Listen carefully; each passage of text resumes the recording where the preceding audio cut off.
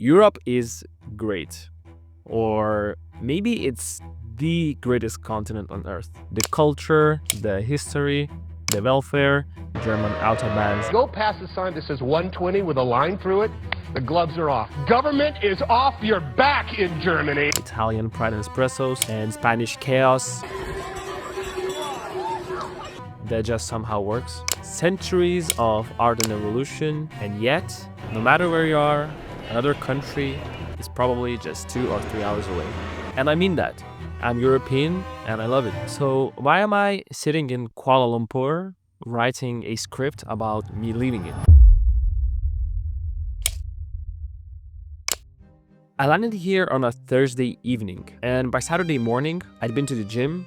I worked full day in the new office, played poker with a new group of people I just met, and finished my night on a tennis court. 48 hours. That's all it took to build something that already kind of at least looks like a life I'm used to have. Pretty much the same routine I would have at home, except I built it in 2 days in a city I'd never been to on pretty much the other side of the world. And something about it just bothered me. Not because it was hard like it's supposed to, but because of how easy it was. And it just made me thinking, if I can build a life this fast somewhere that I've never been, what was I actually holding on to back home? One thing I didn't expect was how many Europeans I'd run into at the office, at a tennis court. How are your serves? Good? People from Sweden, Finland, UK, Tomorrow, Italy, Germany, and Spain, all together here. And when you're sitting across someone in Kuala Lumpur and the conversation turns to why someone left, people rarely give you a polished version, and they give you a real one. And surprisingly, it's always a different version of a same story.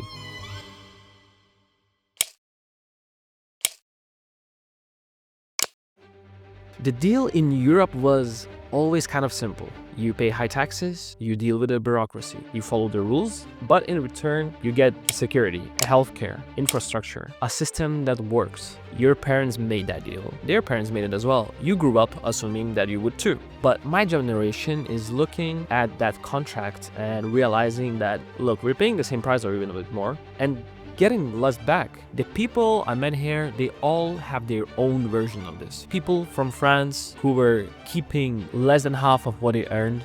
Okay, don't touch my bike. Do not touch my stuff. Do not touch my stuff one more time.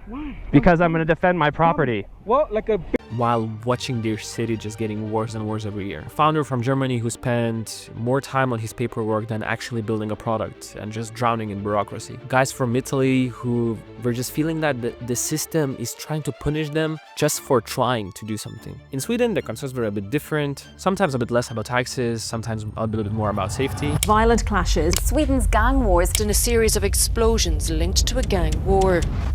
They described it as a feeling that you kind of feel, but no one wants to talk about it or can admit it. Different countries, different deals, same kind of an exhaustion. But here's what actually gets me. These people, they're not angry, they're sad. They love Europe. I love Europe, generally. They just feel like it's kind of going backwards. Drowning in process, terrified in decisions, and in general just losing its edge. And underneath that, there's this quiet assumption still living in Europe that European way of life will just continue without the extra effort to keep it going. So I kept hearing these stories and I didn't really know what to do with them, because individually they could sound like someone is just constantly complaining, right? A guy who doesn't want to pay taxes, a founder who hates paperwork, well, who does, right? Or some just expats looking for simpler, more exciting life. But if you put it all together, it might sound like something else. And I couldn't put it into right words until I found a video by Ray Dalio. So Dalio studied the rise and fall of every major world power over the last 500 years. The Dutch, the British, the Americans, the Chinese, and found that they all follow the same cycle. A nation rises through hard work, education improves, and innovation explodes. People build things, they take risks, and they just push forward. The country becomes powerful, becomes number one, the center of the world, and then it peaks. And once it peaks, something shifts.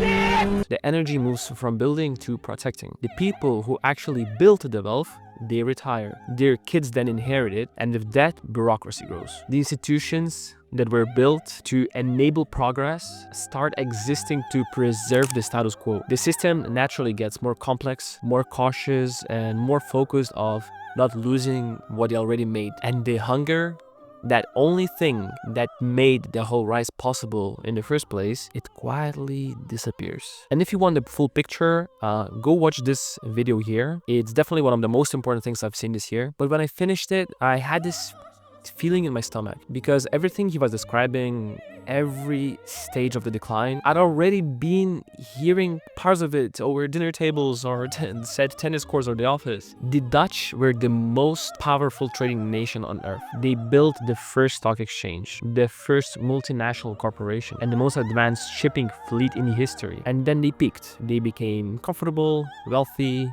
risk averse, and they started protecting their position instead of progressing further. And within a few generations, British overtook them. Tomorrow. And then British did the same thing, built the largest empire in human history, then peaked, quickly shifted from creating to managing. Bureaucracy expanded, innovation slowed. The ambition that built the empire was replaced by an assumption that it would just continue by itself. And well, it didn't.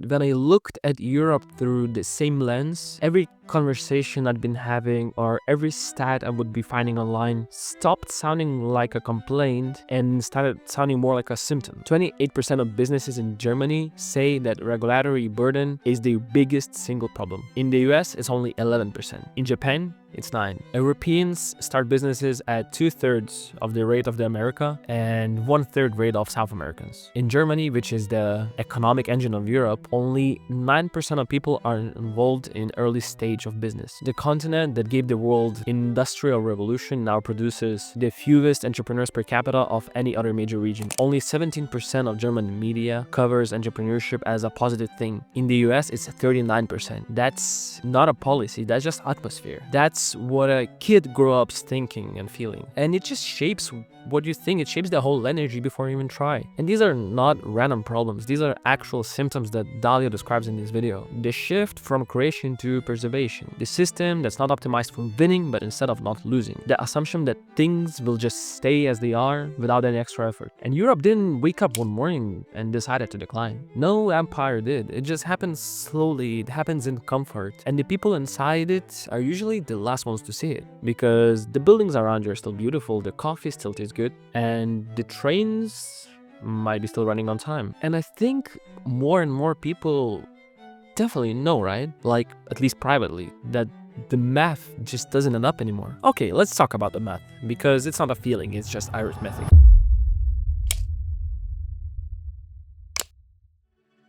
So countries like France or Italy, they built the probably most generous welfare systems in the world right now. Beautiful, beautiful systems. Healthcare, pensions, worker protection, social safety nets that genuinely takes care of its people. But the problem is that the product these countries create is no longer enough to pay for that promise. It's so simple. It's the gap between what's being earned and what's being spent. And people just decide to turn the blind eye on it. And people that have to fix it, they won't tell you the truth, because no politicians simply can get this out loud and then get elected. Nobody wants to hear it. The ones who win are the ones who promise more and not less. And they pay for their promises with more debt. More debt, more promises, more debt.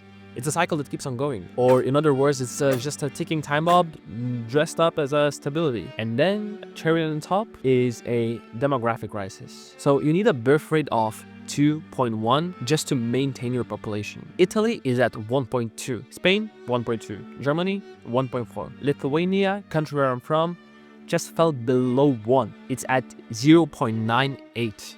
I just saw it this today. We are definitely not replacing ourselves, we're literally shrinking. And now think about what it means for the welfare state. Fewer people, fewer young people working, more retirees drawing pensions, same promises, fewer people to pay for them. And every year this ratio gets worse. And it's not a political debate, it's not a feeling, it's not an emotion, it's a math problem. And at this point, nobody has a solution that voters would accept. Then look at where the future is actually being built. At this very moment, not a single one of world's top 20 tech companies come from Europe. Not one. The US has Apple, Google, Amazon, Nvidia. China has Tencent, Alibaba, ByteDance, and that's just the Dalio cycle playing in real time. The rising power builds and the peaking power manages, but the declining power, it regulates. And if you want to see what happens when a country feels a decline and reaches for the wrong solution, you can look at a UK. Tomorrow. The British Empire, that was the most powerful in human history. And the UK, it still kind of carries that identity. So when things started feeling off, stagnant wages, overstretched public services, a sense that something had been lost made people want to change. And that's understandable, that's natural. The instinct, the feeling people felt, it's real. But what they got wasn't really a plan, it was more like a campaign. Brexit was sold as some sort of a reset, page blank, take back control, our new chapter, and millions of people voted for it because it's simple. The current trajectory wasn't working, so maybe this will. Except leaving didn't really fix it, it accelerated it. The UK has spent its last 15 years making itself worse. Slower and slower and slower growth, more and more bureaucracy, less influence, talent leaving, and the instinct was right, but the execution was a disaster. And now they're stuck with the consequences of that decision that was ultimately driven by emotion and solved by people who didn't really have any plan in the morning after. And that's what decline looks when it becomes visible. People panic, and panic never produces good decisions. So that's a pattern, and it's not new. And Dalio would tell you, the Dutch went through it, the Brits went through it, the Romans went through it, and the question is not really whether Europe is in that cycle, it's how far in the cycle it already is, and whether anyone is willing to do something before it's too late. Listening to all those people, I always kept thinking, my situation is a bit different. I'm from Lithuania. My taxes, I'm kind of fine, though they are growing. The bureaucracy isn't crushing me. It's okay. I don't have their horror stories, but I also kind of see where it might be going. But for now, I have something else. When I'm at home in Lithuania, my days just somehow blur together. It's a small homogeneous society. The same places, the same faces, the same conversations. The weather is dark and heavy for at least 6 months a year. And when everything around you kind of stays the same routines, same options, same settings, your life feels like it's moving a little bit faster than it actually is. Like weeks just collapsing onto each other because there are just not enough things to kind of mark them apart. And in my life, well, I moved quite a lot, usually by choice, but not always. I lived in Australia, I lived in Korea. I've learned quite early that a home isn't really guaranteed, and that home is not necessarily the same place where you currently live. I'm now 28, and I don't really think there's much wrong with Lithuania, but I just need things that it cannot give me. Variety, chaos, the feeling that tomorrow might just look completely different than today. And that's definitely not country's fault. It's a small, very comfortable place to live that is just honest about what it is. The mismatch is not about the place being bad. It's about me at this stage of life needing something more and something different. With the same faces and places all the time, I kind of get the feeling that my world just suddenly has edges. Like you can just see all of it. So while the people I usually meet here are leaving Europe because something is kind of pushing them out, I'm kind of leaving more because something else is pulling me in.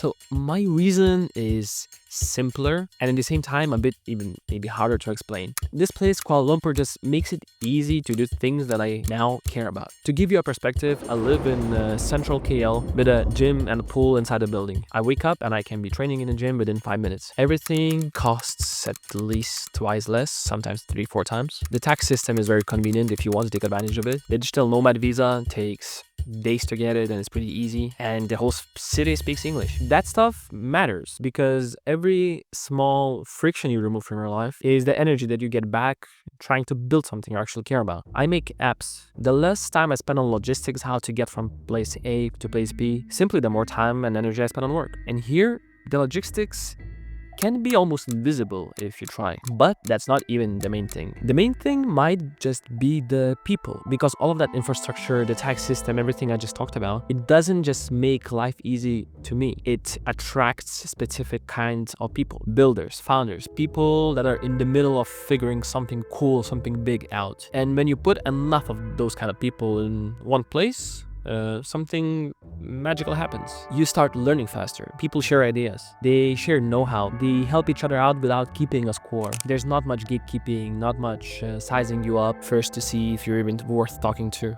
The energy is just a bit different. Not just because KL is developing fast, which it is. You can literally see the skyline changing from month over month, but more because the people around you are building things that they actually care about, and that's simply contagious. You feel it walking down the street, you feel it when you enter the building, the sense that things, whether it is buildings, whether it's apps, businesses, are just built around you and not maintained. And there's something else that might not be important to me that much, but I know it might be important for other people, in its safety. If I'm walking in Kuala Lumpur or Seoul at night and I hear someone running towards me, I'm not even gonna look back, because I'm sure that someone is just late for the metro or late to a date. And that definitely wouldn't be a thing in Barcelona, the city that I really love. I would definitely be much more cautious there. So back home, life is comfortable too, but it's different kind of comfortable. It's comfort that slows you down. Here is comfortable in a way that kind of speeds you up. And I think both can be easy, both can be hard lives, but one makes you float and another one kind of push you to grind more. And being 28, I know exactly which one I need right now.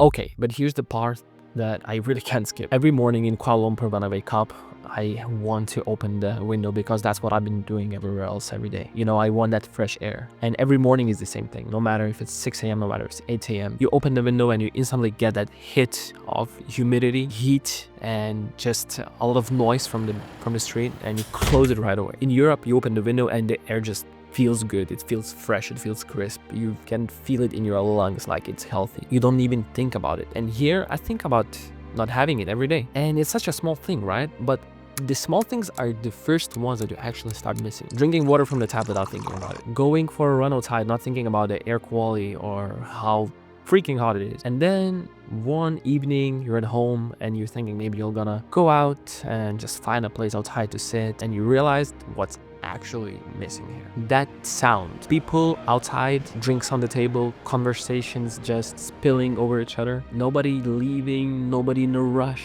And every European city has its own version of it. And don't get me wrong, this place has its noise, but it's mostly motorbikes, construction, constant honking and traffic that just never stops. And I kind of love that energy during the day. It makes my brain kind of active. But it's just simply not the same thing. It's not made for being still. And none of this means I made the wrong choice. It just means every choice has a price. And you only find out about the price when you actually leave your home and you experience it yourself. I said earlier that Europe shifted from creation to preservation, and I meant it as a criticism, don't get me wrong. But preservation is also why Europe still feels like it's home, because someone cared enough to keep it beautiful as it is. I'm European at heart, and that doesn't change because I decided to change my time zone. And home didn't move with me, it's still in Lithuania. The people, the memories, just the version of me that was formed there. And moving really doesn't transfer that. You just kind of learn to carry it with a distance. And honestly, if I would ever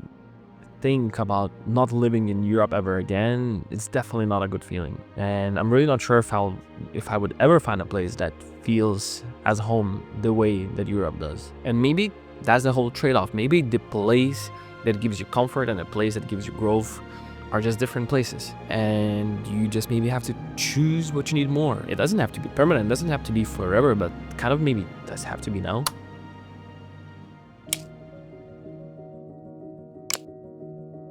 And you know, a generation ago, leaving a country was kind of dramatic. You would pack your life into the boxes. Your parents would cry at the airport, you say your farewells, and you wouldn't know when you would see them again. That's not really my story at this point. I flew here with a suitcase, backpack, and a laptop. My work didn't stop for a second.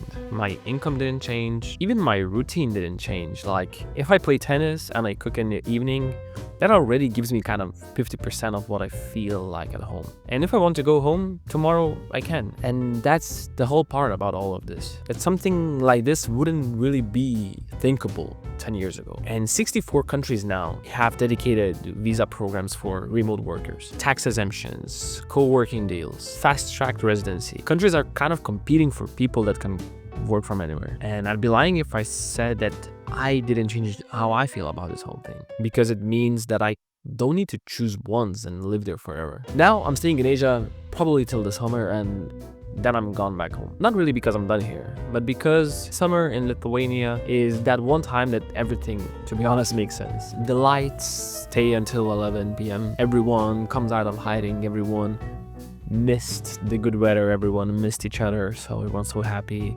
And it's just easiest time to reconnect with everyone. And by the end of that summer, I want to have a clear direction. I don't know exactly where yet. I have few places in mind that might turn out to be my home, but I know I'll keep coming back at least for the summers, because that's when Europe gives me back what I need from it. And I think a lot of people are kind of standing in a similar place right now, loving where they're from, knowing is maybe not enough, and feeling guilty about wanting more and wanting something else. And I don't really have an answer, but here's what I've figured out so far. Okay, home is not the economy, and home is not taxes, and home is not affordability numbers, okay? Home is still the people you care about and memories you want to create if you look 20, 30 years ahead, okay? And that really doesn't disappear because you got on a plane and now you're enjoying yourself somewhere else.